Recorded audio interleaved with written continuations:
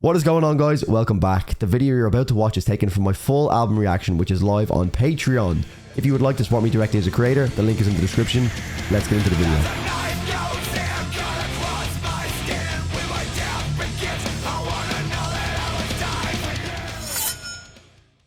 This album is the first feature for percussionist Michael Pfaff, who joined the band in 2019, and it's the band's final album to be released through Roadrunner, whom the band signed with in 1998. And the actual album title, being The End So Far, is quite an interesting one, you know, because, you know, they're not a young band, they've been going for fucking years. Not the intro I was expecting at all.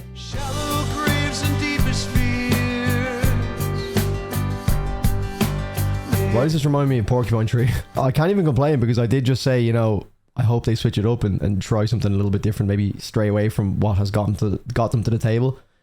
So I can't have said all that and then be complaining about this. So let's keep going.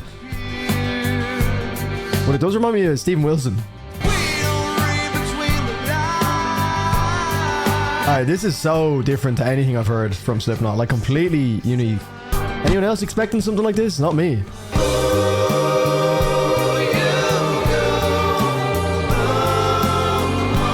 This would actually be quite a good, like, driving song, you know, just down the country roads. I think I actually kind of like this approach more, to be honest. Like, I was kind of dreading just getting straight back into Corey Taylor, just going screaming his lungs out. So this is like a welcome change of pace, you know? Because now I have no idea what we're going to get with this album. I hear the bass as well. It's not really something I hear a lot of in Slipknot. Okay, I actually really, like, quite like that, to be honest. Okay, here we go.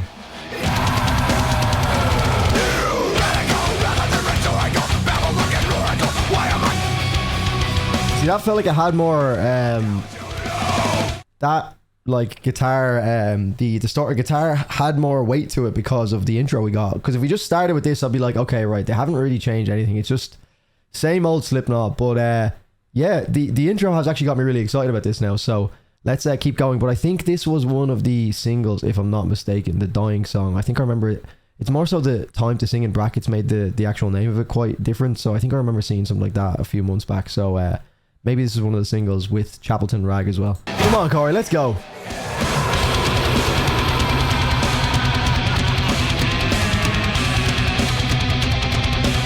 Iowa vibes off that laugh. Come on. Come on.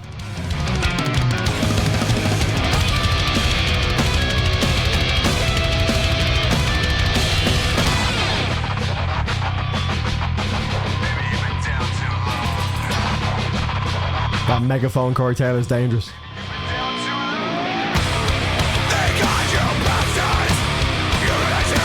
Not bad.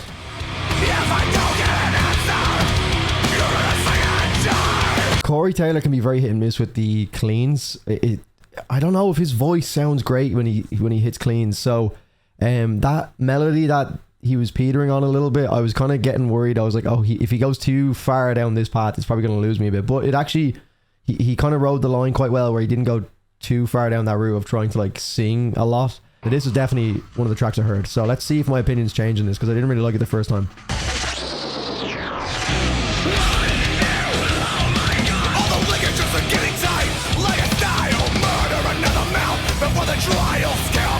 They somehow make heavy not feel heavy in a kind of weird way. It's like, when everything is gone online, nothing is. When everything is gone online, nothing. Yeah. What does that even mean? When everything is God online, nothing is.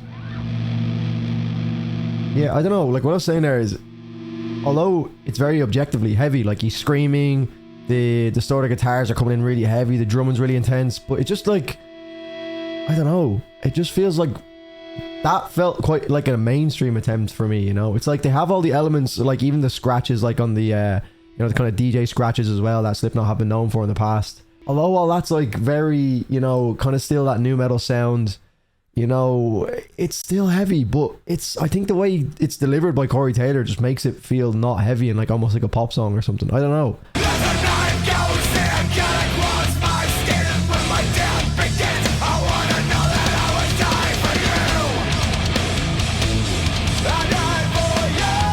Okay, right. Okay, this has a little progressive feel to it. We're building. I'm liking this one though. That catchy hook kind of complemented the distortion in the guitars there. I like that. It flowed nicely. I could actually see myself listening to this.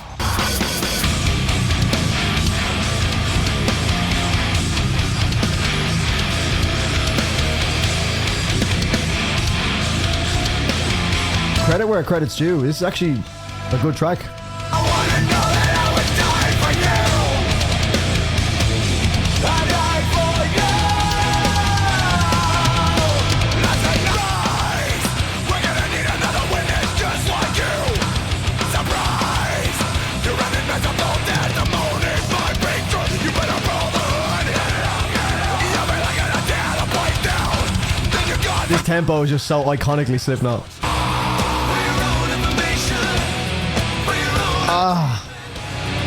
I was just gonna say I was kind of pleased that I thought that we weren't gonna get like a melodic chorus. I kind of just hoped that Corey Taylor would just like keep it building with the, you know, growly, you know, darker vocals, but it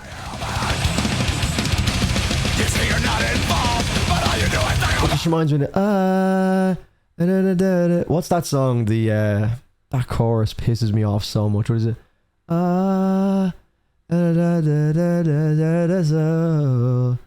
I'm finally holding on to. Actually, now that I think of it, it's quite catchy, but it's just like it kind of makes me cringe a little. I don't know what it is. Like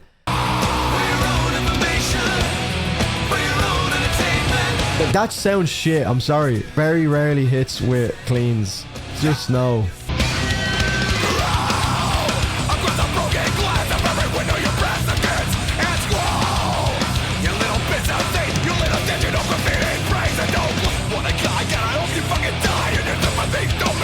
Like, just keep it going like this.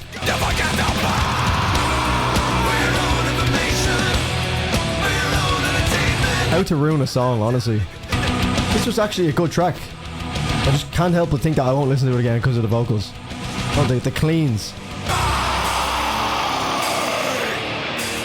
Come on.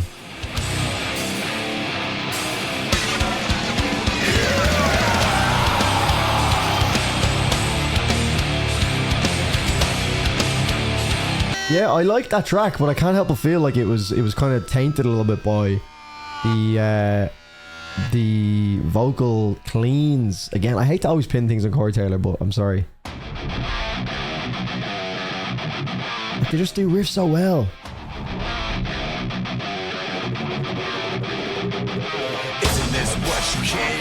They kind of keep it simple, but I feel like they're just trying a little bit too hard with the cleans.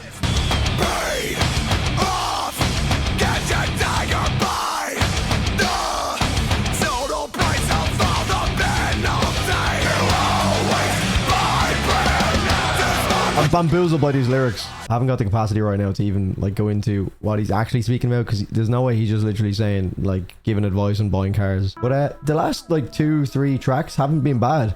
That one, like the chorus had a little bit less melody in it, and like it's ironic for me because I am someone who is always so grounded in like wanting there to be melody in a track, but it's only if it sounds right with the vocalist.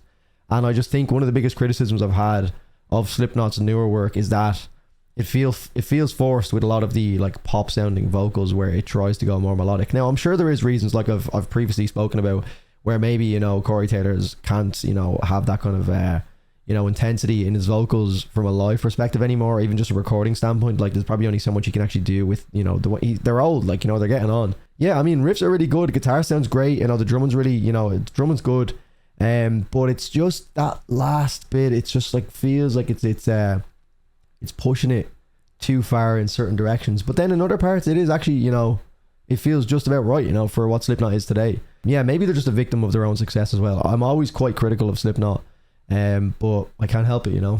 I just like, I want the best from them as a band purely because, you know, they've quite a special place in my heart, and I know they do for a lot of people. So I do understand the criticism that comes back to me when I do say anything other than positive stuff about Slipknot. So yeah, I get it, man, I get it. But look, just trying to be as honest as possible with these reviews. Medicine for the Dead, but like, I mean, it's definitely like better than I thought it was going to be, this album, I'm not gonna lie.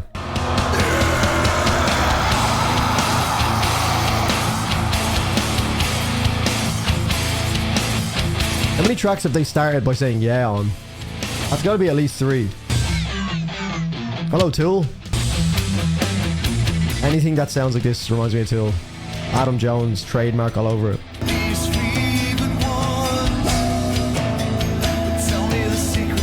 It's like Fear Inoculum with Corey Taylor on vocals.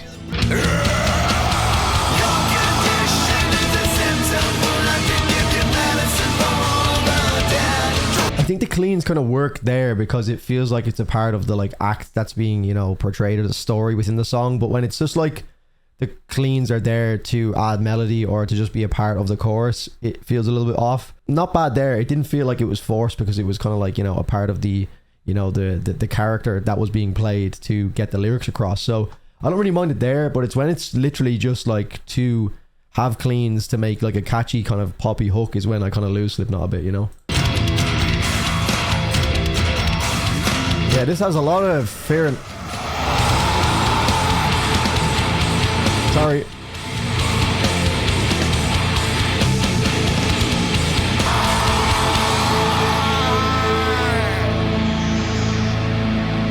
Again, Iowa vibes off the vocals, real raw. But yeah, I mean, I don't like the chorus. Like, it doesn't sound good, but I'll tolerate it because it like helps with the story of the track, you know what I mean? Like, it feels like, you know, almost like you're going insane or something. Your condition is a it's like, it's almost like hypnotizing you, you know. It's almost like you're this condition you have is almost being put on you.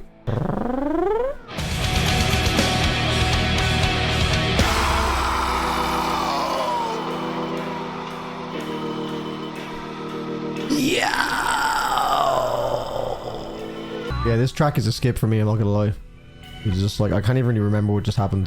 There's no part of that where I was kind of like, I'm liking this, I'm feeling this. No riffs really, no melody, nothing grabbed me, nothing grabbed me. Not that I expected the melody to grab me from Corey, we've been over this. New metal. Slipknot gone gent.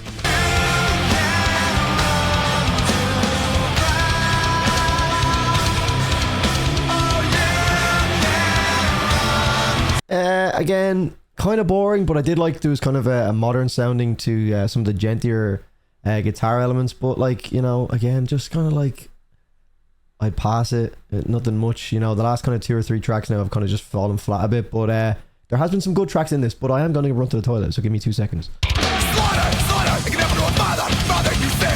Everybody has a weakness, reveal yourself, I'll lead to pieces.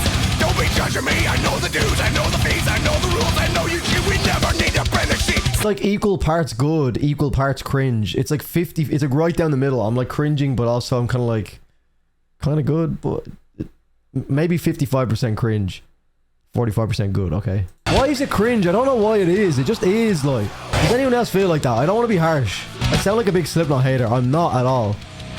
I'm just calling it how it is. I don't want to come across like a Slipknot hater because like I'm not at all.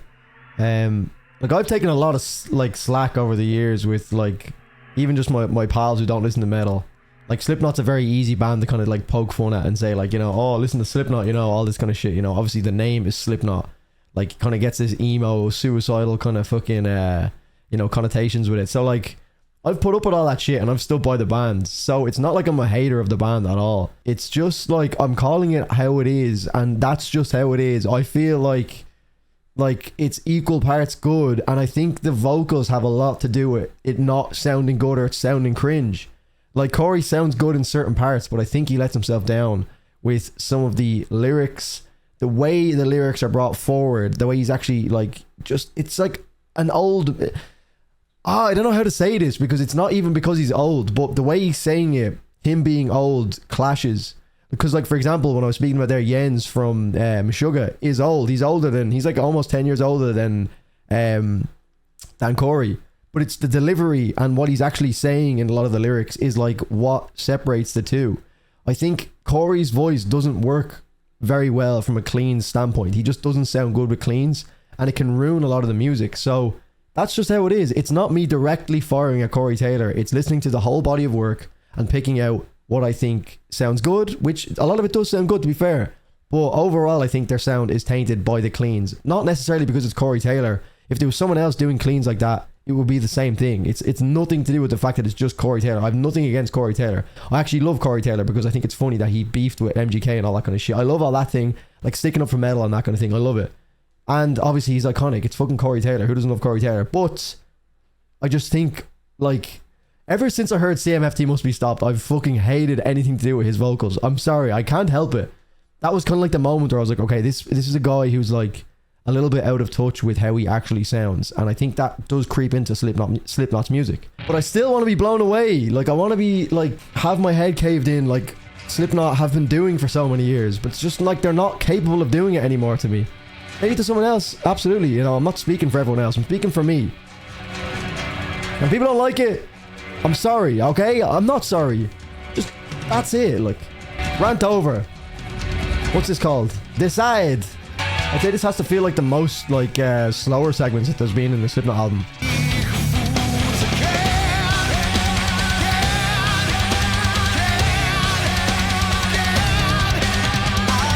Always remind me of Alter Bridge. Alter Bridge, anyone? Metalingus, yeah? On this day, I see clearly. Something dominated nothing. Nothing innovated something huge. Feel me, with me, kill me. Feel me, understand.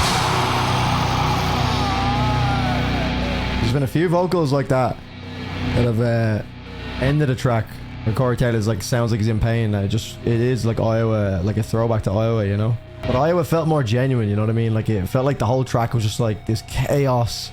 And then at the end, he's almost like getting sick. It sounds like he's just like...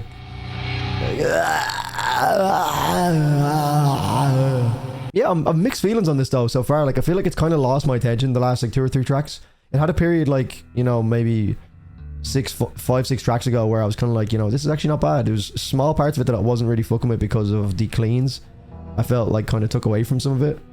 But it's kind of lost me again. But yeah, undoubtedly the most moments like this that I've heard from a Slipknot album. What do you guys think of this? Like, would you prefer it to be balls to the wall all the time, or like something a little bit more like this, I guess? Like breaking up the album. It feels more structured, I guess. It's not just total chaos, but...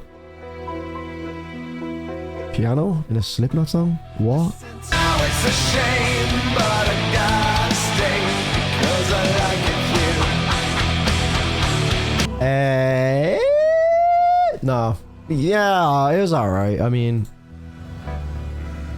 Alright, I guess. Definitely kind of caught me by surprise in certain parts, but ultimately, like, it was just kind of like... They didn't overperform and they didn't underperform. It was kind of just banging, like, mid-tier album. Mid-tier album. Quite literally the definition of a mid-tier album.